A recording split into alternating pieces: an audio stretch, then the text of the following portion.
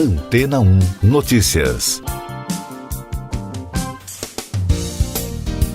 Bom dia!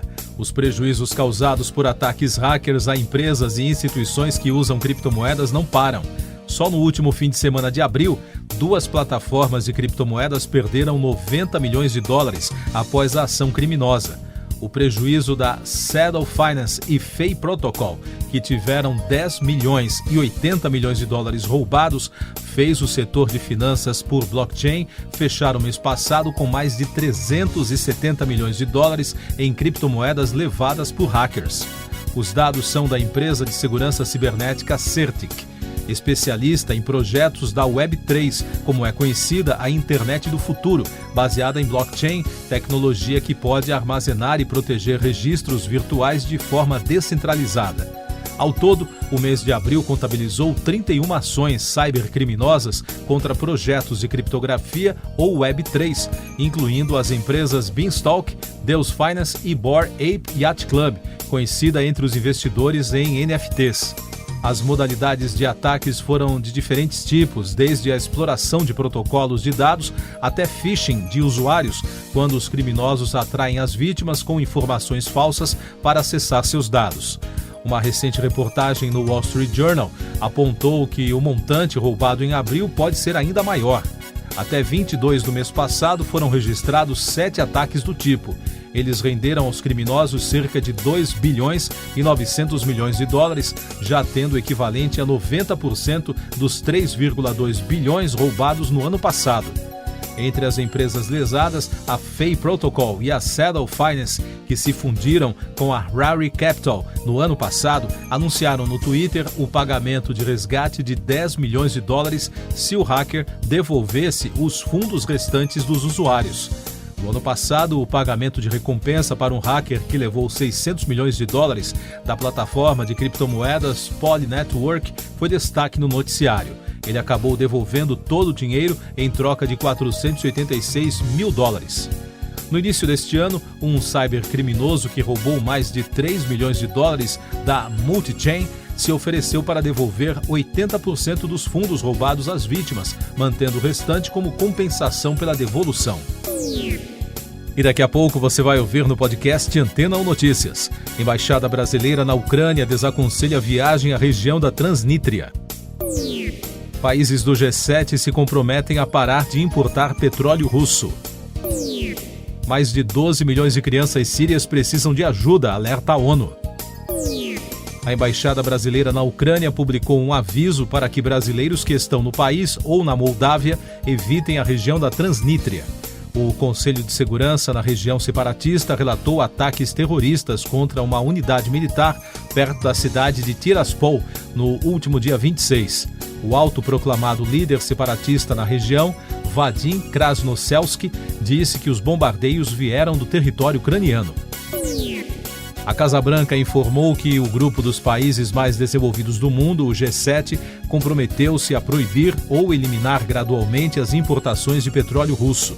Segundo o comunicado do governo dos Estados Unidos, isso será um duro golpe para a principal artéria da economia do presidente Vladimir Putin e lhe negará a renda necessária para financiar sua guerra. O texto não detalha quais compromissos foram assumidos por França, Alemanha, Canadá, Itália, Japão, Reino Unido e, claro, os Estados Unidos.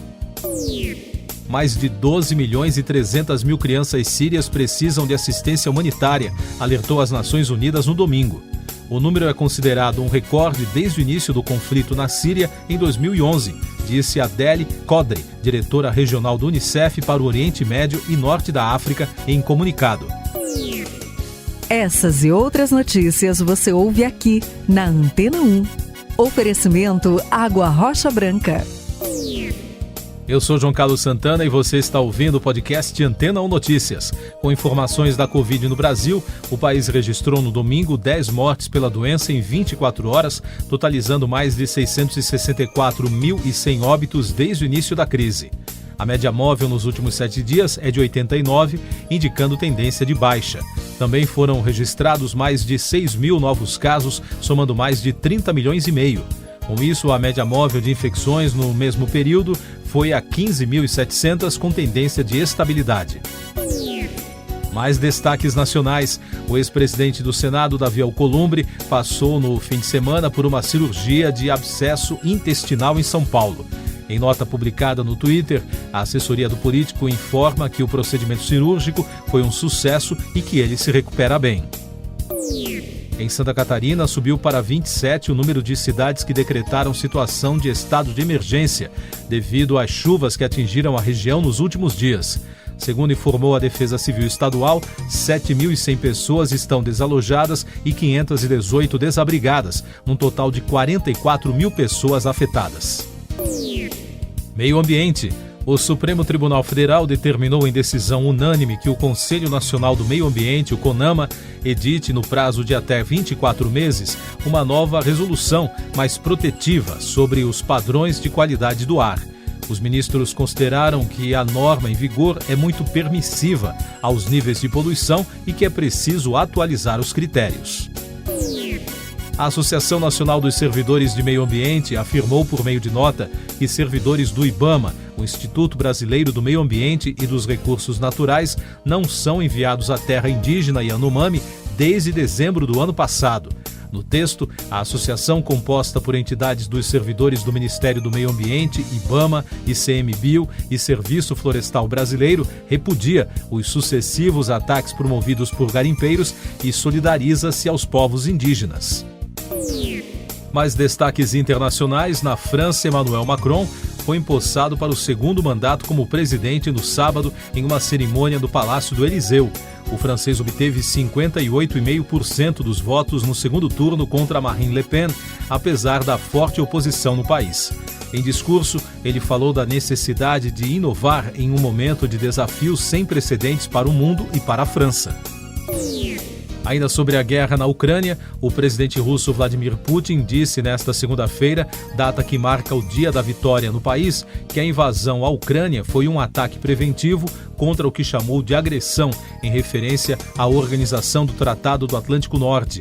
Ele saudou a memória do heroísmo soviético na Segunda Grande Guerra para incentivar a vitória do exército no território ucraniano. Segundo Putin, com a suposta entrada da Ucrânia na OTAN, a Aliança Ocidental Militar, havia uma ameaça inaceitável para a Rússia.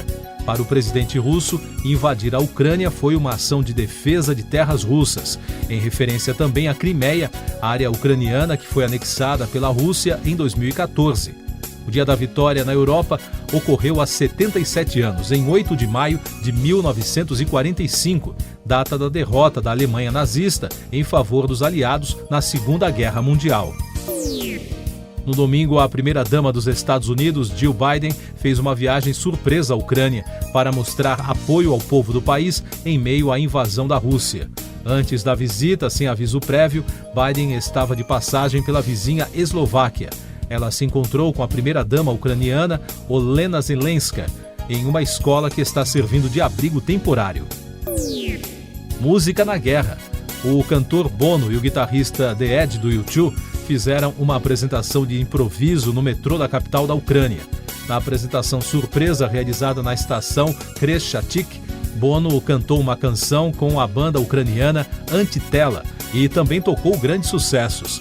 O cantor irlandês elogiou a luta da Ucrânia pela liberdade e também fez uma oração pela paz. No Twitter, a banda disse que foi convidada pelo presidente da Ucrânia para tocar em Kiev. Filmes e séries.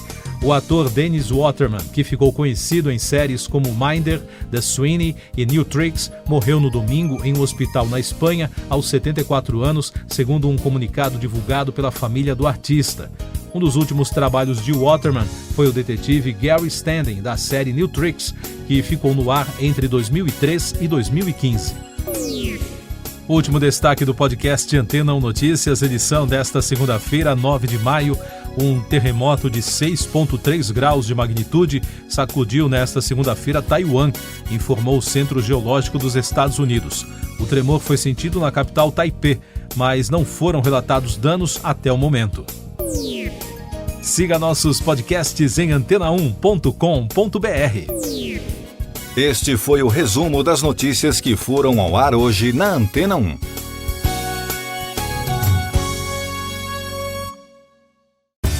Depois de tanto conteúdo legal, que tal se hidratar com água Rocha Branca? O consumo regular de água durante o dia traz benefícios para a saúde, como, por exemplo, manter a pele bonita e hidratada. Rocha Branca, da fonte direto para a sua casa.